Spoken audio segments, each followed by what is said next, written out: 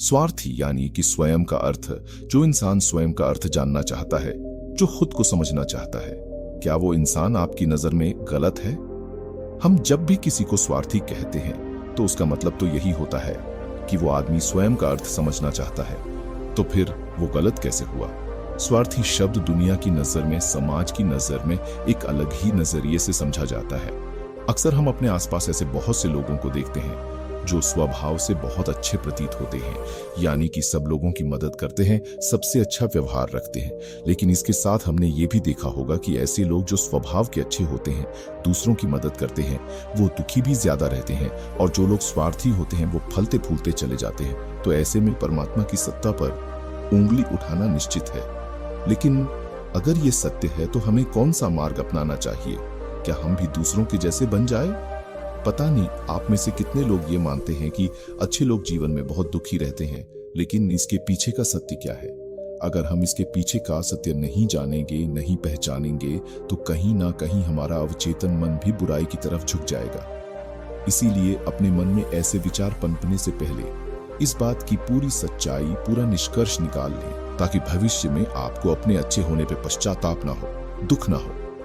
आज की जो बौद्ध कहानी में आपको सुनाने वाला हूं, उसमें आपको 5 ऐसे तरीके पता चलेंगे जिसके माध्यम से अगर आप कर्म करते हैं तो आप अच्छे कर्म भी कर पाएंगे और दुखी भी नहीं होंगे। एक गांव में आनंद नाम का एक युवक रहता था। उसका भरा पूरा परिवार था। उसके 2 बच्चे थे, उसकी पत्नी थी, लेकिन उसके माता पिता इस दुनिया से चल बसे थे। इसीलिए पूरे परिवार की जिम्मेदारी उसी के कंधों पर थी। बच्चे अपनी पढ़ाई करते थे और उसकी पत्नी अपने घर गृहस्थी के कामों के साथ गाय, भैंस, बकरी इत्यादि का दूध बेचकर अपना घर चलती थी, और आनंद पहाड़ में पत्थर तोड़ने का काम करता था। बहुत ही मेहनत भरा काम था। पूरे दिन काम करता तो रात को थक कर घर पर वापस लौटता। लेकिन इतनी मेहनत करने के बाद भी अगर आनंद को काम का कोई भी आदमी मदद के लिए बुलाता तो आनंद कभी भी मना नहीं करता था। उसके जीवन का एक ही सिद्धांत था, अगर मैं दूसरों की मदद करूंगा तो परमात्मा मेरा साथ देंगे, परमात्मा मेरे साथ कुछ बुरा नहीं होने देंगे। आनंद अपने इस सिद्धांत का पालन बहुत ही कड़ाई के साथ करता था। वह इस सिद्धांत पर इतना विश्वास करता था कि अगर कोई बाहर का आदमी उससे मदद मांग ले तो वो अपने घर का काम भी अधूरा छोड़कर उस आदमी की मदद करने के लिए पहुंच जाता था, जिसकी वजह से उसकी पत्नी बहुत परेशान रहती थी। वो अक्सर आनंद को समझाने की कोशिश करती थी कि सबसे पहले अपना काम करो, अपने परिवार को देखो, 2 बच्चे हैं हमारे, और फिर भी तुम दूसरों के काम करने में लगे रहते हो। अरे अपने घर को तो संभालो, अपना घर संभाल नहीं रहा, दूसरों की मदद करने चले हैं।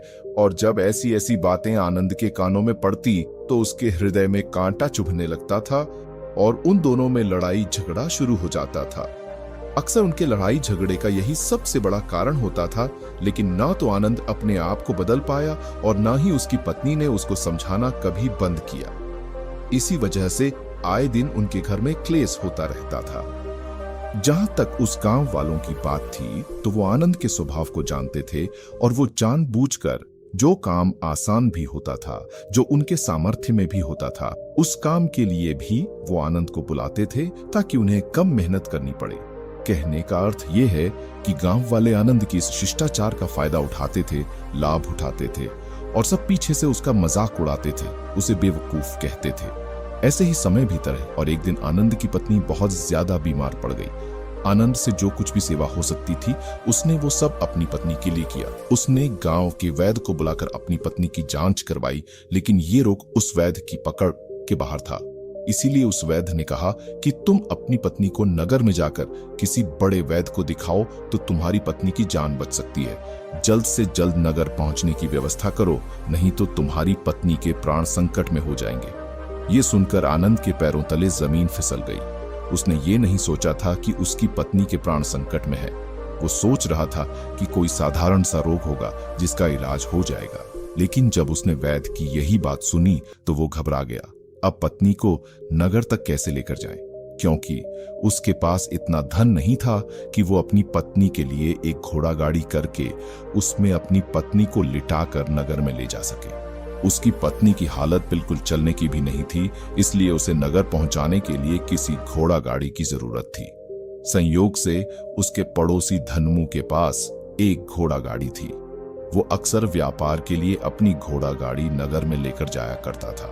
इसीलिए आनंद के मन में विचार आया कि मैं धन्मू की घोड़ा गाड़ी ले सकता हूँ। मैं धन्मू की इतनी मदद करता हूँ, कभी उसके काम को नहीं टालता, तो वो तो मेरे काम को कभी मना ही नहीं कर सकता। और यही सोचकर वो घोड़ा गाड़ी लेने के लिए धन्मू के पास पहुंच जाता है। लेकिन धन्मू बहुत ही चालाक इंसान था। वो बिना किराए के अपनी घोड़ा गाड़ी अपने सगे संबंधियों के लिए भी नहीं ले जाता था, तो आनंद की तो दूर की बात रही। जब आनंद ने उससे घोड़ा गाड़ी के बारे में पूछा तो उसने ये कहकर उसका ये काम टाल दिया कि मेरे घोड़े बहुत ज्यादा बीमार है, वो शायद बच भी मुश्किल से पाएंगे। 5 दिनों से वो कुछ नहीं खा रहे, तो ऐसे में बेचारा घोड़ा गाड़ी लेकर कहाँ नगर तक पहुंच पाएगा। हाँ, अगर तुम कुछ धन की व्यवस्था कर सकते हो तो मैं अपने एक मित्र की घोड़ा गाड़ी तुम्हारे लिए मंगवा सकता हूँ। ये सुनकर आनंद परेशान और चिंतित हो गया, क्योंकि उसके पास धन तो था ही नहीं।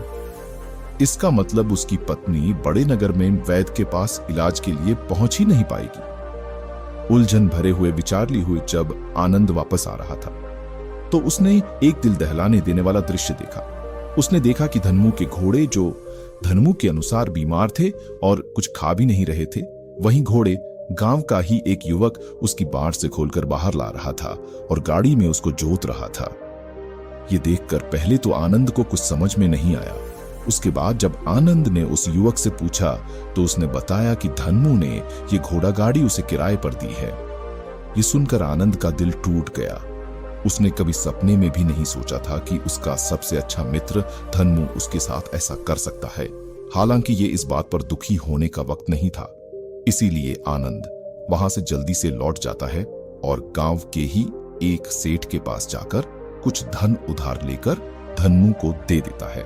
धनु अपने मित्र की घोड़ा गाड़ी मंगवा देता है, जिसके बाद वो अपनी पत्नी को वैद्य के पास नगर में ले जाता है। जब उसकी पत्नी का इलाज चल रहा था तो आनंद यही सोच रहा था कि एक वो दिन था जब धन्मू की बेटी बीमार हो गई थी और धन्मू यहाँ पर नहीं था, तो मैं पूरी रात वैद्य जी के पास उसके लिए बैठा रहा था, उसकी देख रेख की थी, उसकी सेवा की थी। इतने दिनों तक धन्मू नहीं आया था, तब मैं ही उसके परिवार की देख रेख किया करता था। हाय, कैसा दुर्भाग्य है ये, जिसके लिए मैंने इतना कुछ किया।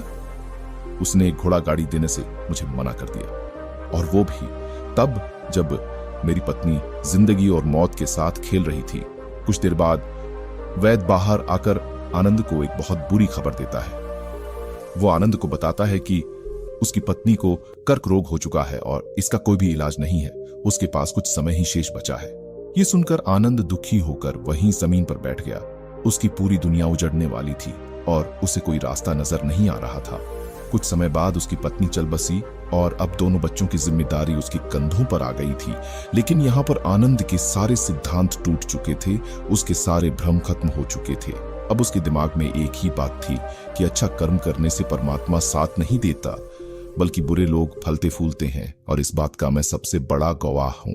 ये विचार अक्सर उसके दिमाग में चलते रहते थे और इसी वजह से उसका मन धीरे धीरे संन्यस्त हो गया, देश दुनिया से दूर हट गया। और एक दिन ऐसा भी आया जब वो अपने बच्चों को अपने रिश्तेदारों के पास छोड़कर इस देश दुनिया को त्याग कर एक सन्यासी बनने के लिए घर से निकल पड़ा। उसने गांव में किसी को कुछ नहीं बताया।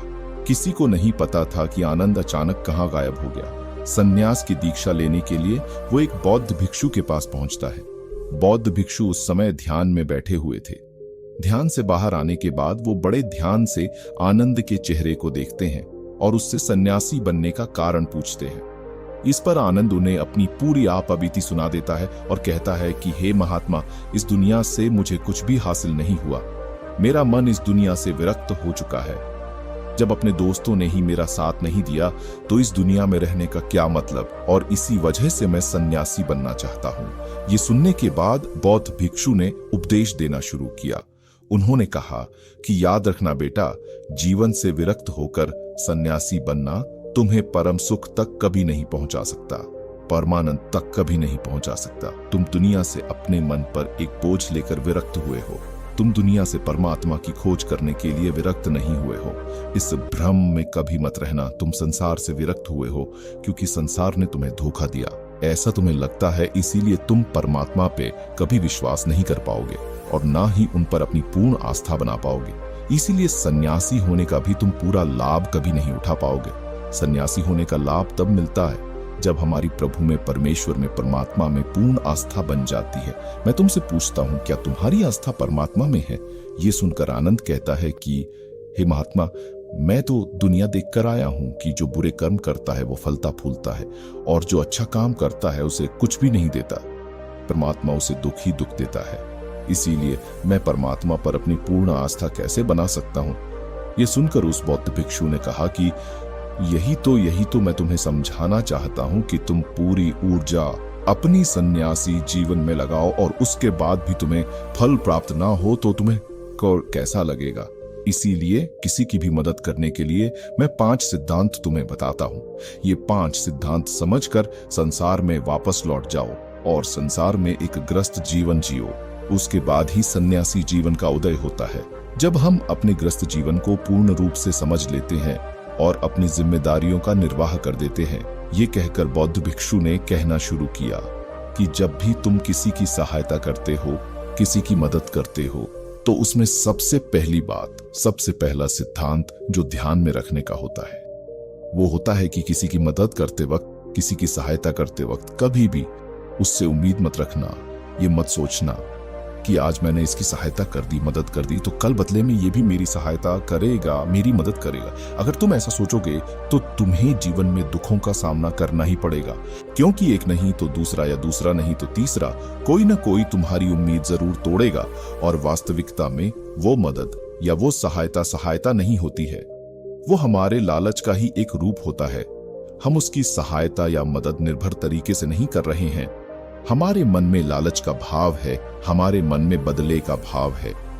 हम ये सोचकर मदद करते हैं कि इसकी मदद कर देता हूं तो कल ये मेरा भी मदद करेगा, और यही लालच हमें अक्सर उन लोगों की मदद करने पर विवश करता है जो किसी न किसी रूप में धनवान होते हैं, क्योंकि हमें लगता है कि कल ये आदमी धन के द्वारा मेरी मदद कर सकता है। और इसीलिए जिस इंसान को वास्तविकता में मदद की आवश्यकता है, हो सकता है वो गरीब हो, लेकिन हमारा मन अपने लालच के वशीभूत होकर उसकी मदद कभी नहीं करेगा। इसीलिए किसी की मदद और किसी की सहायता करने के अपने विचार को विस्तार दो। केवल एक प्रकार के वर्ग के लिए अपनी सहायता या अपनी मदद पेश मत करना, उन सब के लिए समान होनी चाहिए।